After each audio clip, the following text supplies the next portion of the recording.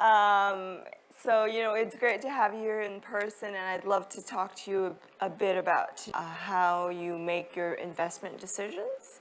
Right. So, first off, how did you know you want to do business? So basically, I think I was born and raised in a very business-oriented family. So we born in a very poor family, but my parents, they like selling, buying very small stuff. I grew up like as helping my mom and my dad managing that really, really small business. My dad trained me a lot by just analyzing, right? Why this coffee shop like happening, why this restaurant winning, why they losing. Even I was like 6 or 7 years old. So I didn't know much about business. I didn't know much about money or anything. But those story day by day is in my head.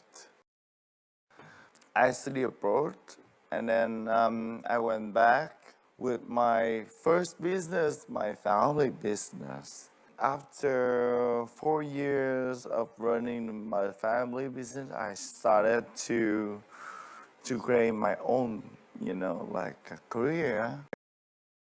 You decided to invest Yeah. in multiple different fields, Yes. and they seem to a person outside, Yeah. they seem to be unrelated to each other sometimes. Right. Right. What is the relationship? How did you choose for these to be your investments?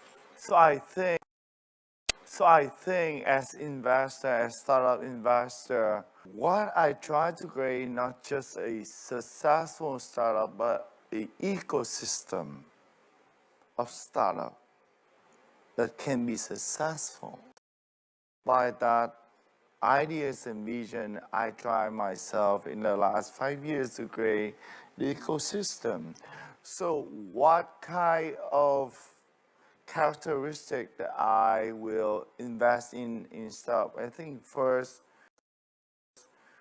it has to be very differentiated product or service in potential, right?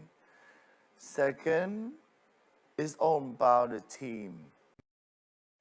They have to prove to me that they can really operating or running the company, even in a really small scale. And normally they have to survive more than a year. Third, the market had to be big because my strength, I'm not good at operation. I don't know how to make a flower bouquet. I don't know how to make a cake. I don't know how to make a suit. I'm more like a visionary guy. I can create vision for different companies. I can give them a lot of consultancy on finance, legals, public media, branding, marketing. Now, what do your parents say about all of these things that you're doing and all of these plans that you have? They never support me. Still, I was 35. Most of the Vietnamese business people in our parents' generation, they're like really focused. They believe in you only do good at one field with one company. Just focus on it, go big on it, and winning everyone. Then it's on me who would love to creating a ecosystem, who would love to try new things.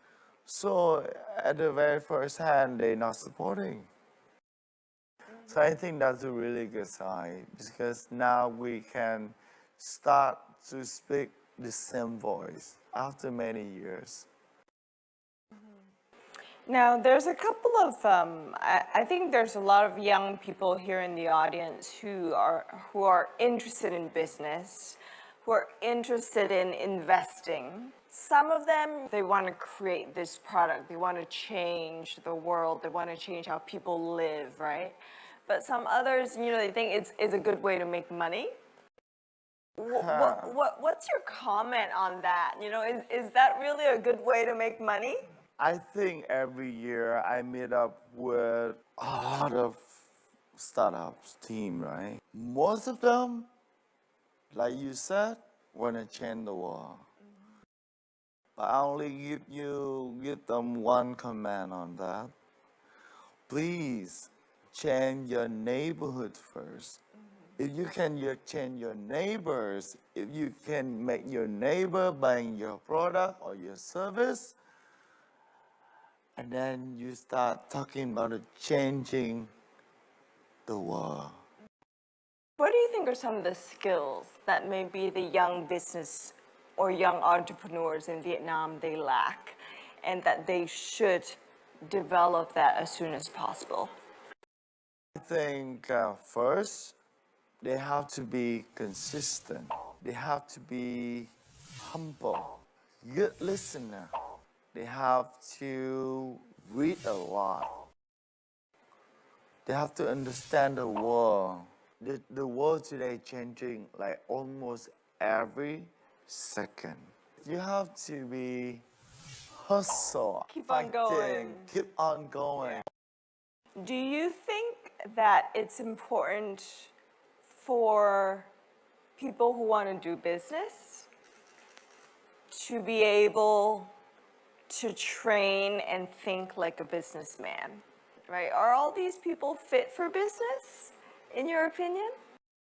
If I invest in one startup, I will see what they have and what they don't have. And it's on myself to find people to put in that system that what people don't have, so they can be, like I say, a better version of that company every day. Everyone can do business, but it's all about how you find people that can fulfill you, that can, do the thing that you're not good at, and leaving you, do the best. What are some of your idols investing up until this point? When I was just got back from Vietnam, I read an article of Richard Branson.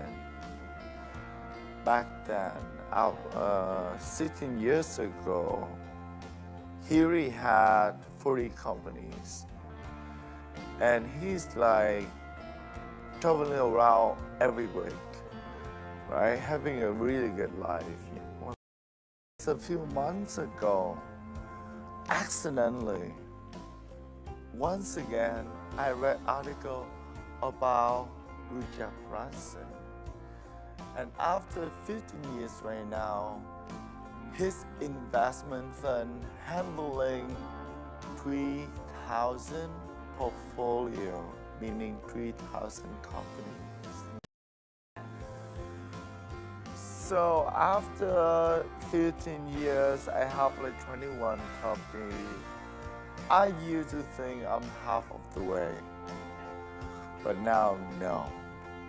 He is someone I really admire. But to me, he's someone that's not impossible. He's possible.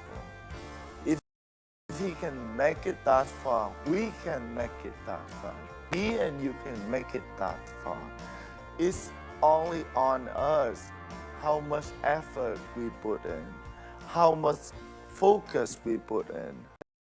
One thing that makes me go this far, I think I'm a very curious guy. So I don't just admire. After admiring, normally I try to figure out the formula. How can they making happen?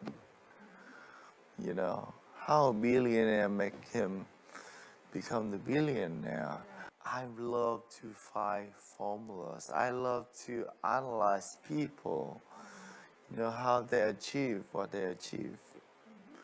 So by being curious, I think I learn a lot on almost daily basis.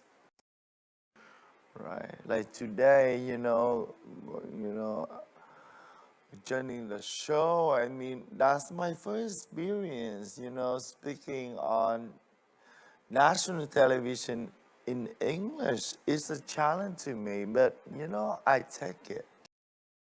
I see you many times on something so I admire you so much. Thank you. In the future, I think I will set up a convenience store like Circle K, but this brand made by me, made by Vietnam. So can you tell me what can I do? Set up a store and a brand like this. Right. I really admire your dream. You dream really big. But of course, we already have some Vietnam brand over convenience store, Vinmart. Vinmart, right? But I think that's a really, really competitive industry. First, it's about you have to have experience. You have to read the public behavior. They like 7-Eleven, like Circle K, like Winmart, they not selling things for no reasons. The size of the products, whether it's cakes, whether it's, what kind of drink they sell, what kind of food they sell, everything, they have formula, they have reason behind it. So my advice to you, if you really, really serious about your dream, then you have to go work for one of those companies to see how they're running, to figure out that formula. So to me, open one store is a very different story from creating a brand. If you just open one convenience store, you can open today or tomorrow with your family, or just hire a location and just buy some stuff, put it in, sell it. You call it convenience store. But it's not a brand. What's a brand? A brand is something everyone knows. So to me, convenience store industry is a super burning cash industry. As I know, average, they have to have at least 150 stores to be effective, sufficient, so they can break even. So before thinking of profit, you have to be prepared with you big budget. That one, I need a lot of money. I know that when you start up, you have made so many difficulties. So, how did you overcome these difficulties? Being the CEO or being the business owner, you only have to be ready with one thing. Every day you wake up, something happens. And you have to have solution for those things happening. I used to have a lot of difficulty in my startup career, in investing career, and I have difficulty today too. But it's a part of the game. When we have difficulty, we've been through it, of course. We also have been through with a lot of emotion, right? Yeah. So it also trained us a lot how to get over it quicker and quicker. I love what you said, and I'd love to add on to some of that as well. You know, with people often think that you have to go to school to know how to deal with issues, and you have to graduate from like a certain type of school to be able to do something. In my own personal life, and I've watched you, and I've watched so many other people that are doing business in Vietnam. Like they start even before they even go to school, right? Even before they graduate. So you can start as soon as you think that this is something that you might want to do. So, life is not about how much money you get or how successful that you go to. It's all about how you experience your life, how you expose yourself to many situations, many places in the world that you can see the world very differently. I'm an English teacher, and I, for myself, also have an ambitious of setting my own business, an English centers in the futures. So I'm wondering, as busy as a businessman like you, how can you balance between your work life and your daily life? I think if you can make your words as something really you passionate about, really something that you can have fun with it, and then you don't have to find that balance anymore. Like today, you know, if I come to the show, it can be my leisure time or it can be my working time. If I look at this as a really tiredness, like journey, it's gonna make myself so tired. But if I look at it as a wow, it's a new experience, it's a new adventure. Today I meet my Phoebe, right? After so many years watching on television, that I have a lot of energy, a lot of motivation, and sharing with you guys right here.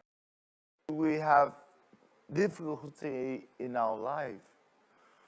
But then, of course, at that point in time, we really suffering sometimes. We really upset, you know, we think, my God, it's killing us. When we look back at the incident or the, you know, like event, we might be thankful. Because, you know, it gives me a lot of information. It trains us, you know, a better version. And one last skill I want to share with you guys is try to be focused. And this, I think a lot of young people not having it because you guys get distracted a lot. You know, distracted mostly by the phone. Right? I know a lot of students, they spend their whole day in university, but they still fail. And there's someone only study like 1 hour a day, they still have the highest score in school. What the difference? The focus. Also, hello Phoebe. As I know, you are a very talented investor. So today, when I come to you, I want to share with you my startup. So we now are developing a service that helping the talented Vietnamese student to expose to a lot of well-known universities, even Ivy League in the U.S. So what's your business model, and how long have you guys been in operation? So I think we just started years ago, and so the business model is very simple, you know, because we have our team is a lot of experienced people in this field, including like lawyer, including we have like a very regular contact with professor from, you know, those top school in the US, so they have a lot of experience in how to give student guidance. What percentage of the what percentage of the population do you think is interested in really studying at the Ivy? It's gonna surprise you. Now, I think every year around 6 to 8,000 students want to go for universities. Around 4,000 students want to go for high school study abroad. So that market is, and they're willing to pay a lot for, consultancy service. To go to, let's say, a top school, I think first you have to pay around 2,000-3,000 to improve your IELTS skill, right? Another 3,000 for consultancy, another 3,000 for preparing, training course to make you stand out. But I think 9,000 compared to the scholarship potential, I think it's worth, right? And is this the service that you plan to make profit within the first year, or how many years in? I think this service, if you get successful, you're gonna get profit right away. Are you looking for investment, or are you looking? Yeah, I'm looking for a strategic partner, meaning not just money, but someone can help me. Yeah, I'll share with you later. But yeah, it's interesting. I'm running a similar business right now. Hello. Today I'd like to present to you IELTS Face Off. And we are in the first ever English talk show, and at the moment in time is still the first ever English talk show in Vietnam for the youngsters. So today I hope to have your sponsorship and your investment in the show to make the show bigger. Show me about how you differentiate from other show when it comes to numbers, like rating. Yeah, so our show ratings are extremely good. On average, in terms of every episode that we come out with for a talk show, not an entertainment show, but for a talk show, we have on average hundreds and hundreds of comments for every episode. Collectively together on YouTube and Facebook, our viewership for each episode is several 100,000 views. And some of our highest viewed episodes are about 5 million. Right now on YouTube we have 300,000 followers. Wow. 300. It's a really impressive for an academic show then. So what makes such an academic show still having a lot of fans after so many years? What's the reason behind this? We do a great job at basically servicing our fans. Every Right. season there's something new for the fans to do. What the fan looking for when they come to this show? The fans are looking for, number one, they're looking for good content. They're also looking for different mediums that they can interact with the shows. They can also talk to you online. They also ask questions. And of course, the majority of the people that come onto the show are still looking for that kind of learning experience. And we give them that type of learning experience within the show. Investor, I also really concerned about profit. Yes, Do you make profit yet?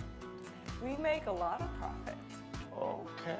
Yeah. So why you need me then? When you have a lot of profit and have a lot of big fan right there. Because we haven't been able to expand to Japan or Oh. So what make IELTS Face Off be differentiated when it goes to Southeast Asia market? Okay, that's a great question.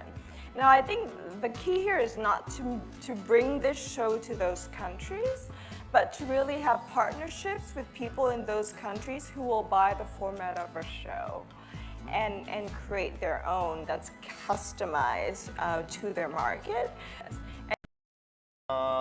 Really looking forward to the opportunity that we can do in business. Absolutely. Okay. Thank you, and really looking forward to you helping us to influence the young generation. I think it's all my pleasure all the time to share my experience with people that need it.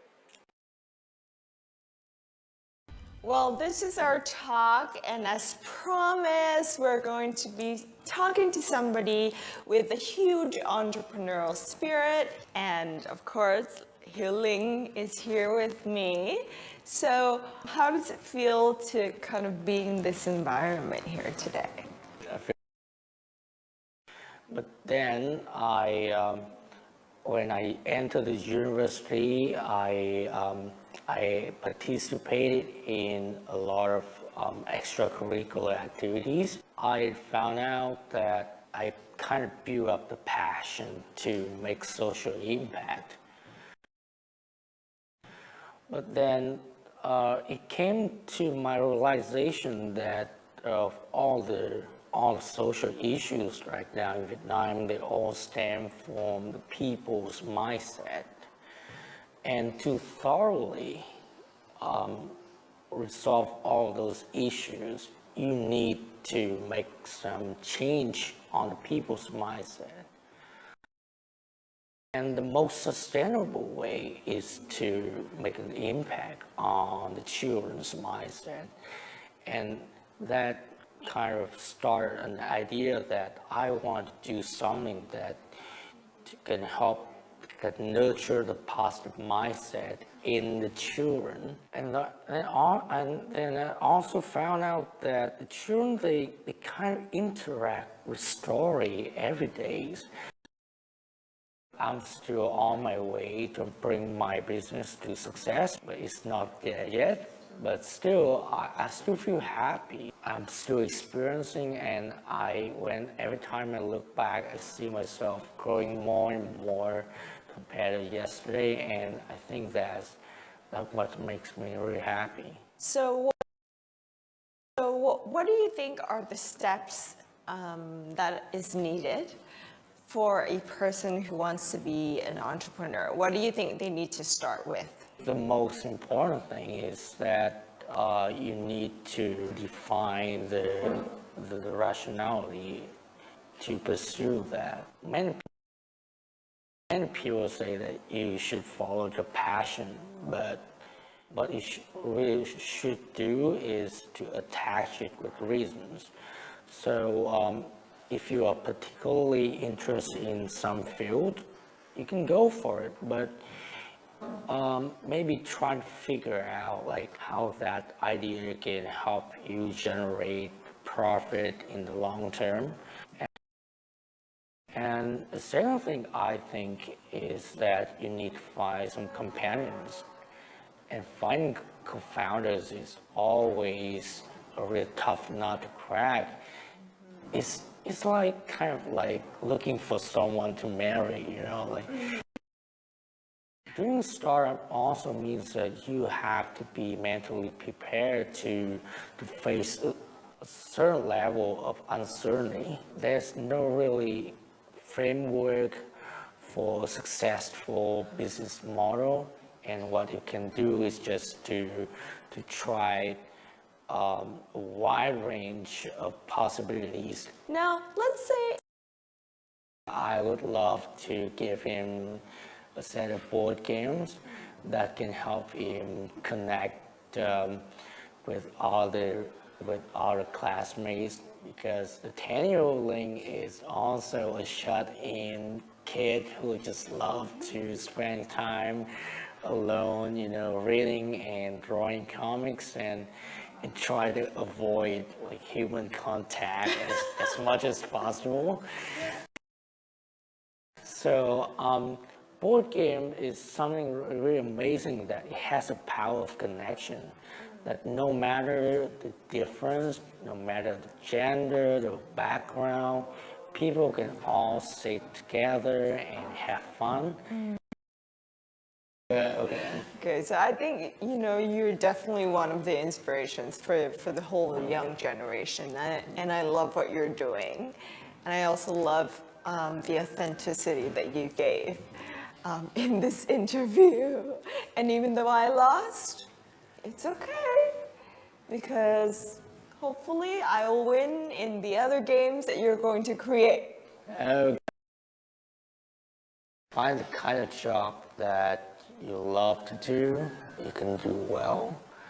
What is the thing that the society needs and you can make a living from? And I think that would definitely be a thing that you should pursue to the very end. All right, so first of all, do something that we love. Do something that is beneficial to society, doing something that we're good at, as well as doing something that can definitely support us in our livelihoods. These, I think, are the 4 guiding principles that are definitely at the core of many of the startups and entrepreneur ventures. And so what do you think? And let us know what you think. But of course, before that, make sure you continue to watch us. So maybe we will have a little bit of an introduction. Why don't you tell us, a lot more about who you are and what you're currently doing? So what triggered that interest of yours in diplomacy? So I'd say there are 2 things. So first of all, I'm a big fan of history. And when I came to Sweden in high school, I was taught by really awesome teachers. They really helped me understand how everything played out and how historical events shaped the world that we're having today. And that really helped me, get into the subject. Are you a goal-oriented person, or would you say you're a spontaneous person?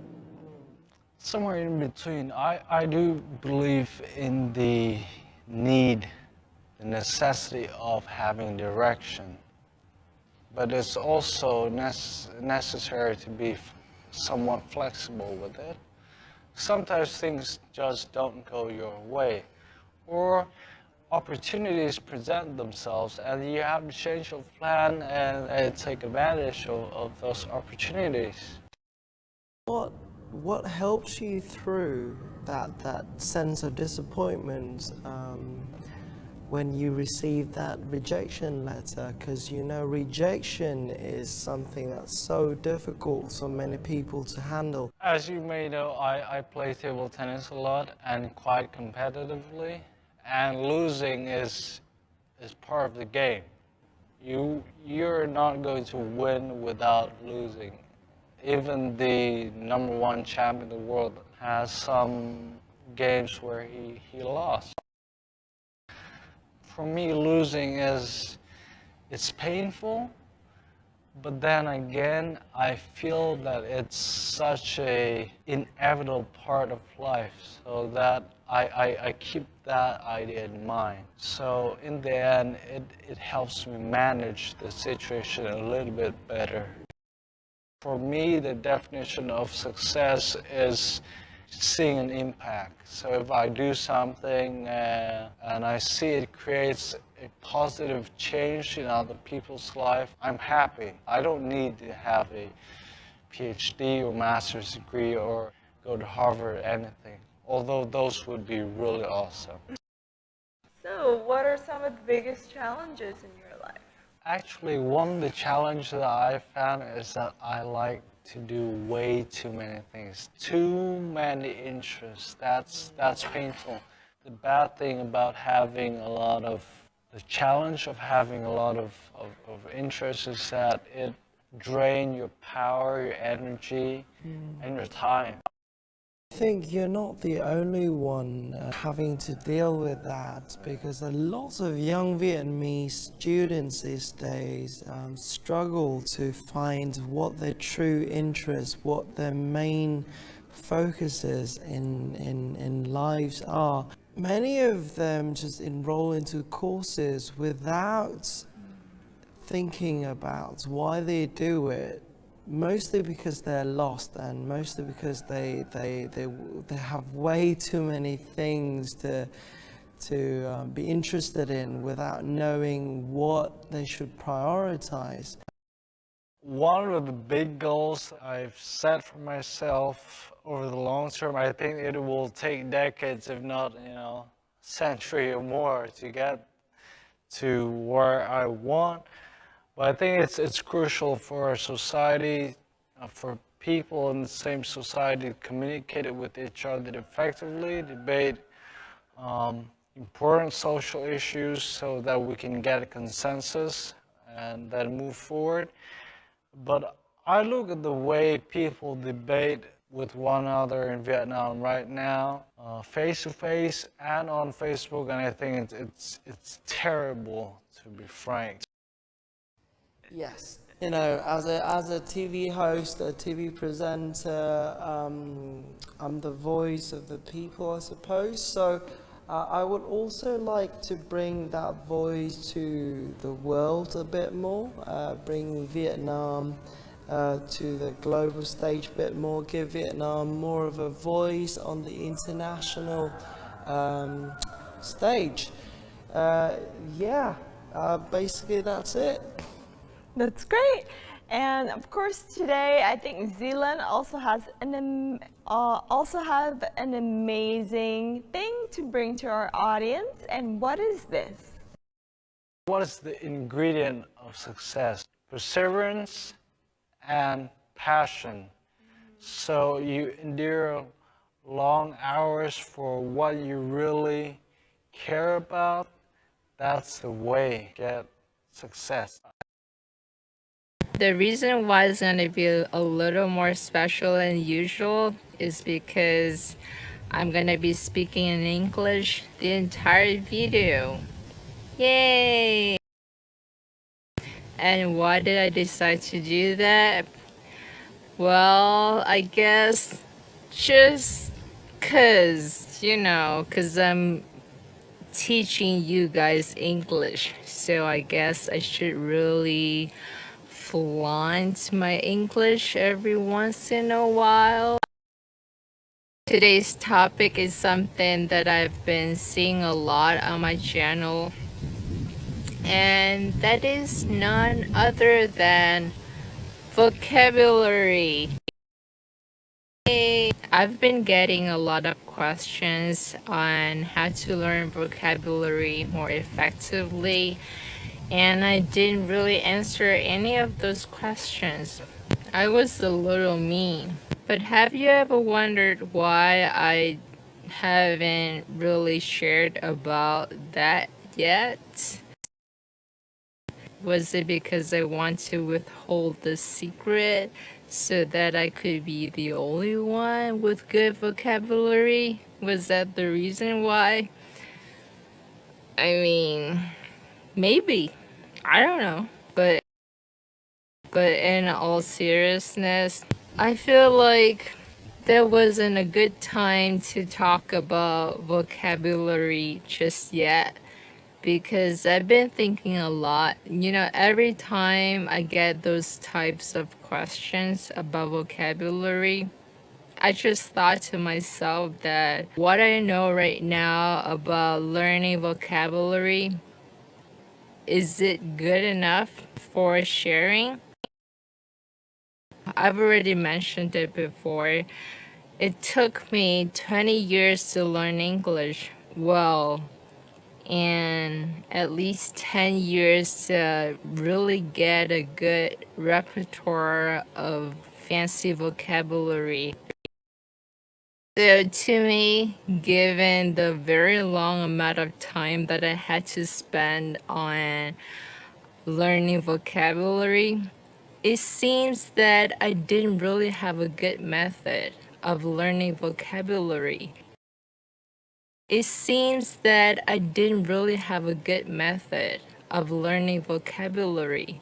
So to be honest, I wasn't proud of the method that I had used to get to where I am today. Well, I mean, at the time it was necessary because there wasn't a better way to go about learning vocabulary.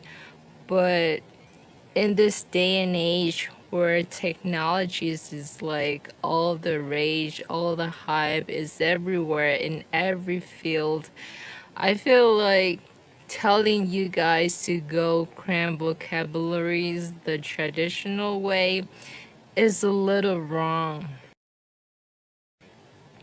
That's why I kept my mouth shut. I didn't really want to say nothing yet. So let me tell you a story. When I was in high school, you know, that high school for the gifted, I had a pretty limited vocabulary, even though I was in the English track. I'm not trying to be coy about my achievements or something like that. I'm just telling the truth right now. So why am I telling you this story? I guess I'm just trying to persuade you that I was no different than you guys when I was in high school. I basically just picked up the book and stared at the words in the book like 24/7 and just hoped that they would get into my head. Eventually they did, but it was very painful.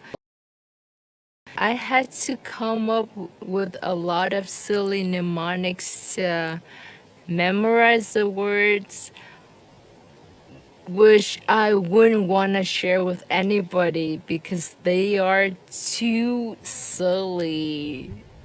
If anybody knew, they would question my sanity, how I came up with such dumb logics or something like that. I mean, it's very similar to picking up a dictionary and try to learn from the dictionary.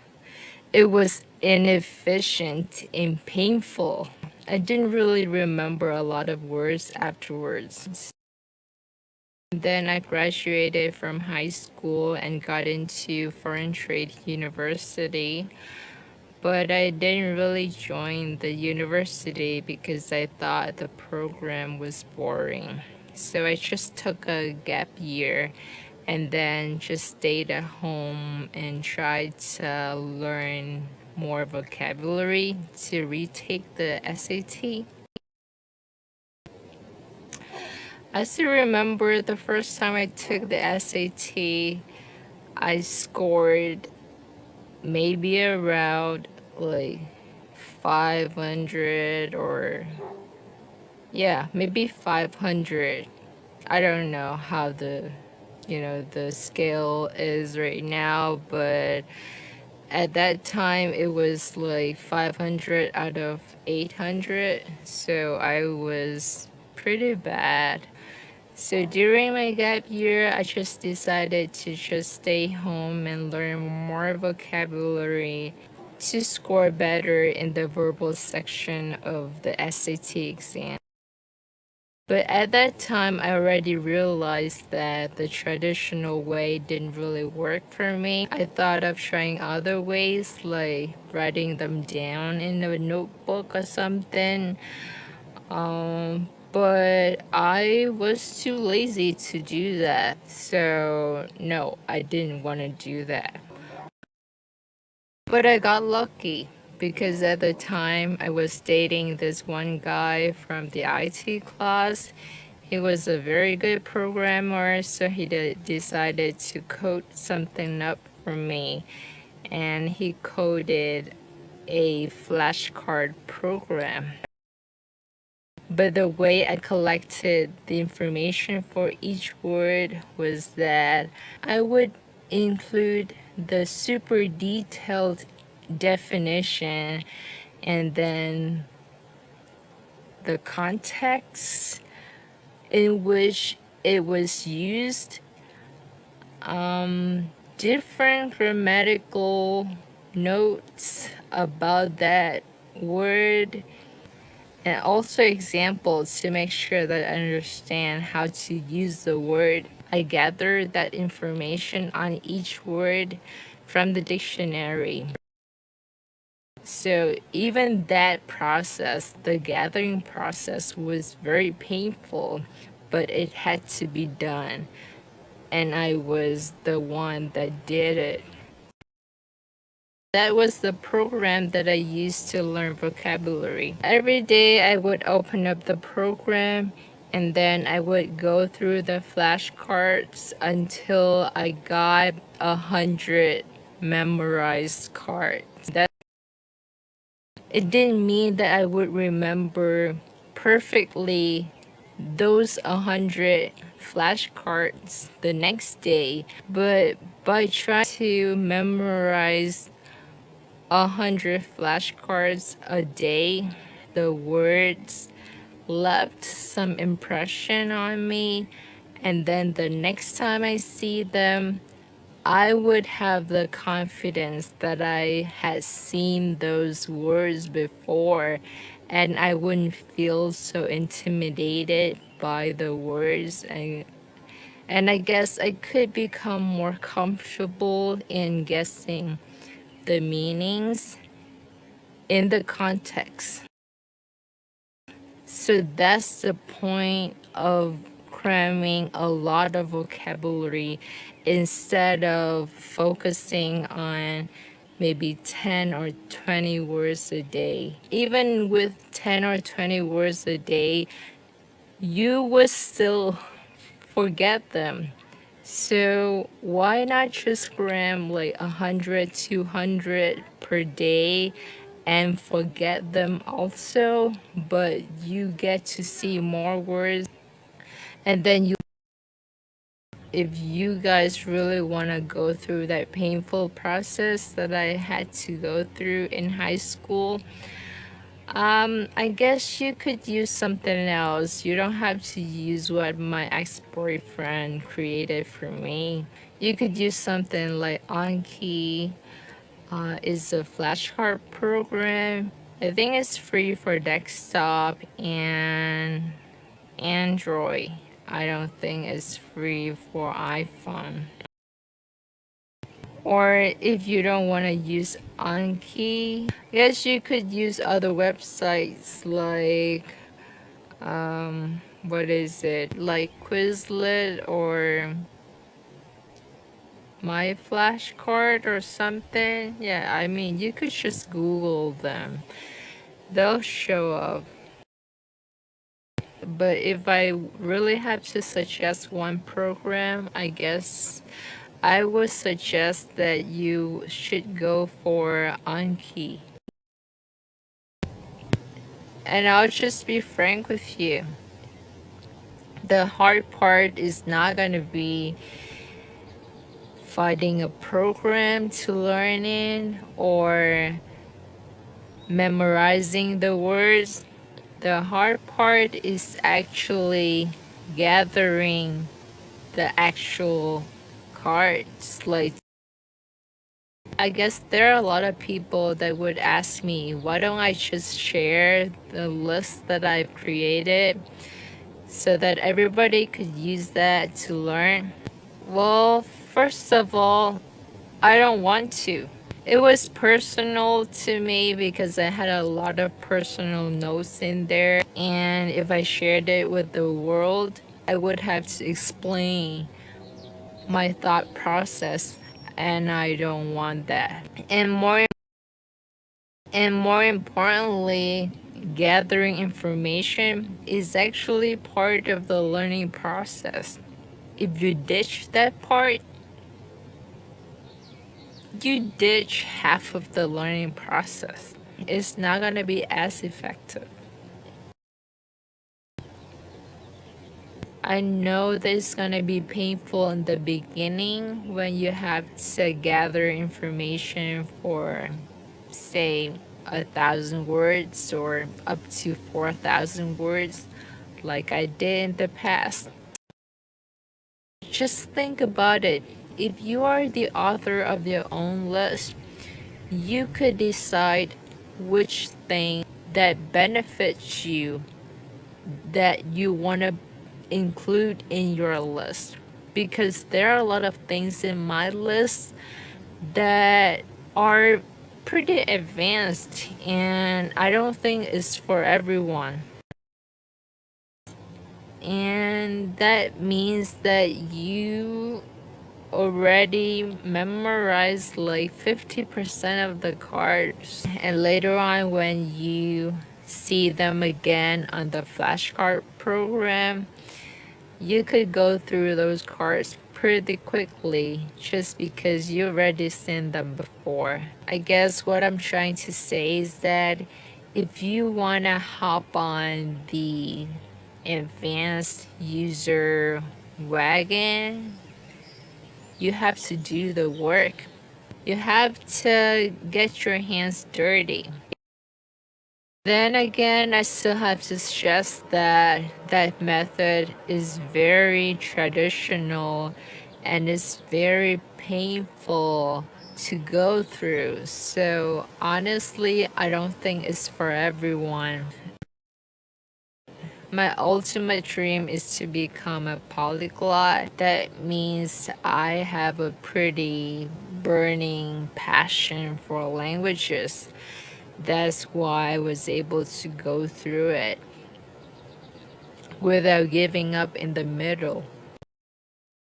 But if you are someone that's just in it for the short term, like you just want to learn English to look for a job or just to communicate in everyday life, I'm not sure if it's worth your while to go through that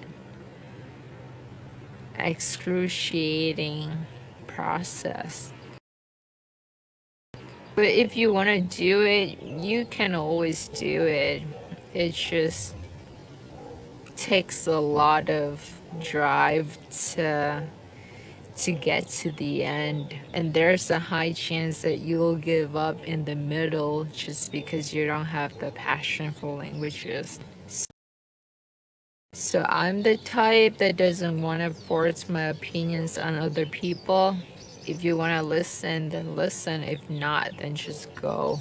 I don't want to argue. So telling you to cram vocabulary my way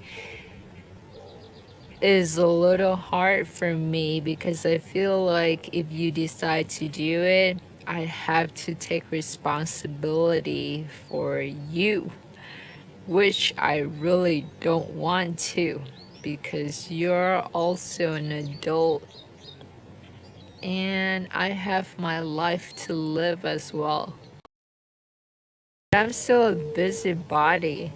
So I still want to find a way to help you learn vocabulary a little more intuitively and comfortably.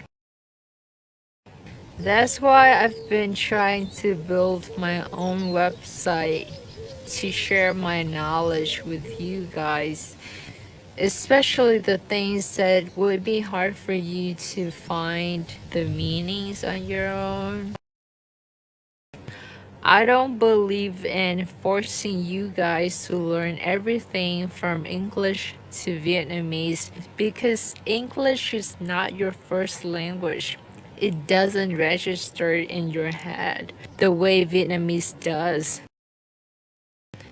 And one special thing about the flashcards that I created for you guys is that they have the grammar to help you understand more deeply how to use those phrases.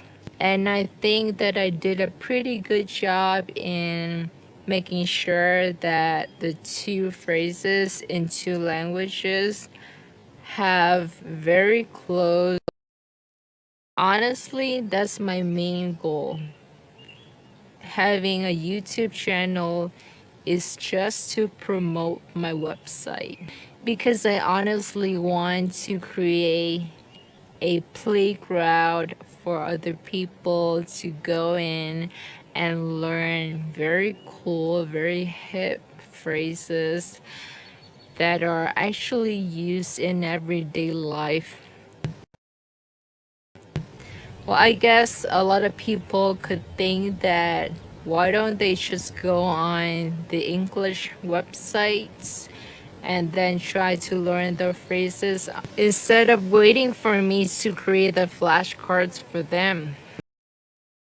Yeah, so that's how I would like to share my knowledge with you guys by creating that website and uploading more content, more flashcards onto the website that would contain like English and Vietnamese phrases in that way.